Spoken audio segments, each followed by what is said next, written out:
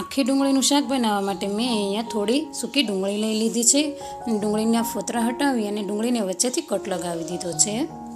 તો બીજી સાઈડ મેં તેલ પણ ગરમ થવા રાખી દીધું છે। તો આ તેલને આપણે ગરમ થવા દઈશું। તેલ આપણું ગરમ થઈ ગયું છે તો તેમાં આપણે આ ડુંગળી ઉમેરી દઈશું અને ધીમા ગેસે આપણે આ ડુંગળીને તળી લેવાની છે।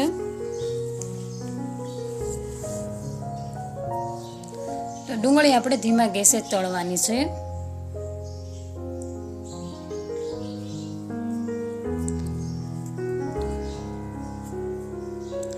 તો ડુંગળી આપણી તળાઈ જવા આવી છે તો આપણે બીજી સાઈડ લોયામાં 3 થી 4 ચમચી તેલ ગરમ થવા રાખી દીધું છે વઘાર માટેનું। તો તે તેલ ગરમ થાય ને ત્યાં સુધીમાં આપણી ડુંગળી તળાઈ ગઈ છે। તો આ ડુંગળીને આપણે બહાર કાઢી લઈશું।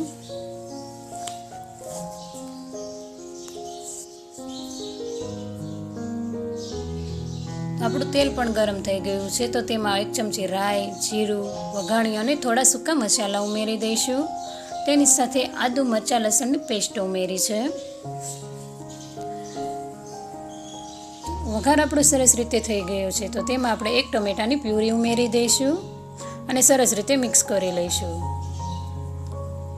ટમેટા થોડી વાર માટે થઈ જાય ને ત્યાર પછી તેમાં આપણે સ્વાદ પ્રમાણે મીઠું, હળદર અને લાલ મરચું પાવડર ઉમેરી સરસ રીતે મિક્સ કરી લઈશું।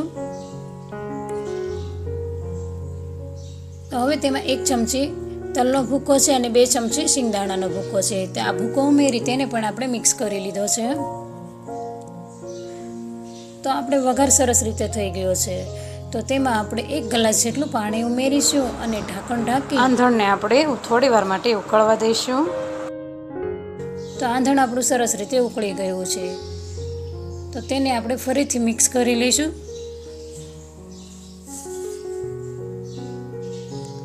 તો હવે આપણે તેમાં તળેલી ડુંગળી ઉમેરી દઈશું અને થોડી વાર માટે થવા દઈશું।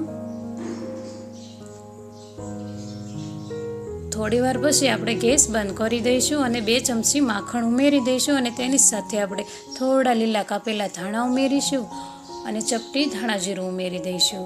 પણ હા, જો તમને અમારો વિડીયો થોડો પણ પસંદ આવે તો વિડીયોને લાઇક, શેર અને સબસ્ક્રાઈબ કરવાનું ભૂલતા નહીં। તો મળે હવે નેક્સ્ટ વિડીયોમાં। પણ હા, આ ડુંગળીનું શાક એટલું ટેસ્ટી બનીને તૈયાર થાય છે ને કે તમે એકની જગ્યાએ 2 થી 3 રોટલી તો ચોક્કસથી ખાઈ જશો।